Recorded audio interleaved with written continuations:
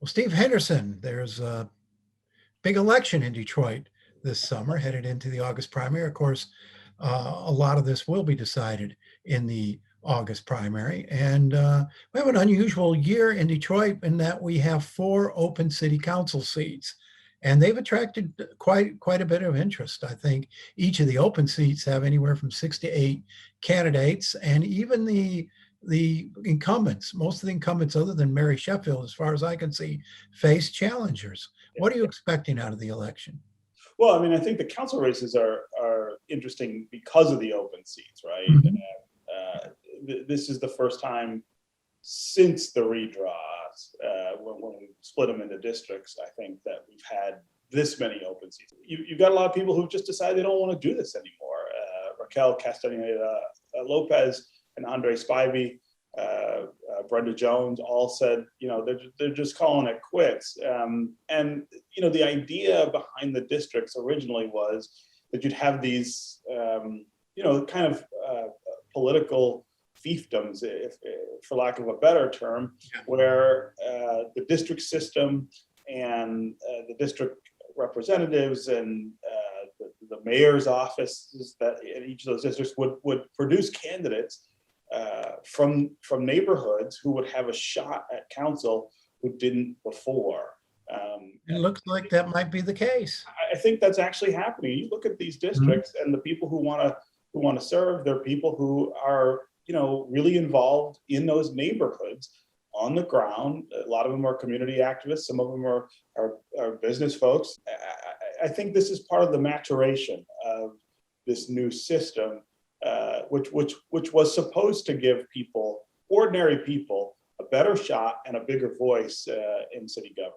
And it's good to see that politicians leave when they feel, they've done what they can do, or they're no longer interested in it. So many hang on to these offices for life, particularly in a place where, and in an office where name ID is everything. But you're going to have a whole new council, four new members. Would you expect, Steve, a new approach? What will that mean for mayor council relationships at this point? Well, the question is always who on council is able to lead others in standing up to the mayor. Right now, Brenda Jones every once in a while can get it together and say, hey, we see it this way, we want to do it this way, and can force the mayor to change something. I mean, Prop N last year was a good example of that. Council didn't love the way that it was rendered the first time. They made him go back and redo it. The question now will be who's in that position, right? Likely new president is going to be Mary Sheffield, is my guess. Can she rally the other members of council to challenge the mayor? It's supposed to be a system of some checks and balances. It's a very strong mayor city, but the council's there to voice individual parts of the city concerns about legislation. And you always wonder how effective that can be, especially when you have a mayor who is as powerful as Mike Duggan is right now. And who is also on the ballot and has no serious challenges. Nobody has a chance to beat him. I know Anthony Adams is in the race and some others, but you would have to think that Mike Duggan's going to win hands down. How important is it that someone in an office like mayor has a challenge and does have to mount a vigorous defense of their tenure when it's time to run for? I am a huge fan of elections, right? And real elections and choices and real choices for voters. We should have better candidates for mayor, I think, than we do. And when I say better, and I don't mean to disparage the people who are in the race. I actually like Anthony Adams. I think a lot of him. I don't think he's a very strong candidate. Mike Duggan, Tom Barrow. This will be, I think, the 5th time he's run for mayor. Each time voters have said no. I just don't think that doesn't make for much of a challenge. One thing that's true, though, and I don't think anybody could have predicted this. You go back to Mike Duggan's original election, I guess 2013. Yeah. And think about how hard it was for him to win that election. I mean, he couldn't get on the ballot because of the mistakes they made with signatures or something. Yeah. He had to make mount a write-in campaign that seemed Yeah. insane. He wins that, and now he is, he seems unbeatable. But voters see progress. And I think no matter in this city, they were frustrated so long by the lack of progress and things heading in the wrong direction.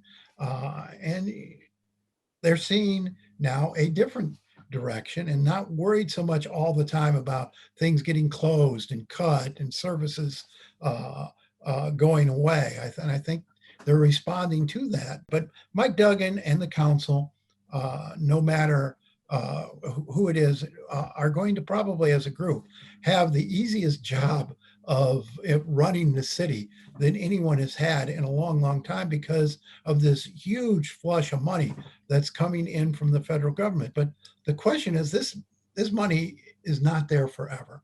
I mean, this is a splash, a flood of money that's going to come through for the next 2 years. And all these communities and the state have to figure out how they're going to spend it in a responsible way and a sustainable way.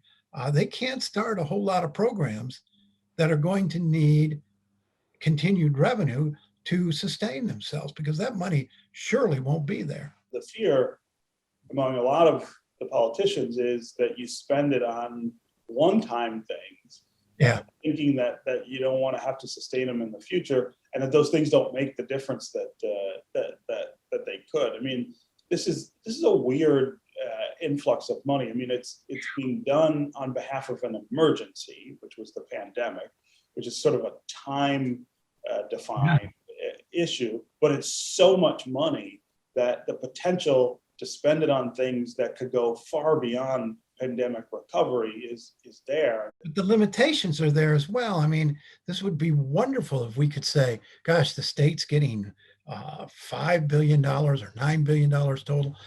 Schools are getting all this money. If we could use it to finally get our infrastructure here up to where it needs to be, but there's strings on that to make that harder. I would advocate for using it to get our workforce up to the point where it needs to be. We're still a lagging state in terms of skill level and education level. We could use that money as a big push, for example, to get everybody literate in the state so that they can work. I think what you'll see, I mean, the mayor's plan, I think, rightfully focuses on the city's biggest problem, which is that, that there are too many people who just don't have opportunity to escape poverty in Detroit. But again, if you can build in there these things that make permanent difference for people, not temporary difference, that'll be money well spent. You can find more at onedetroitpbs.org or subscribe to our social media channels and sign up for our One Detroit newsletter.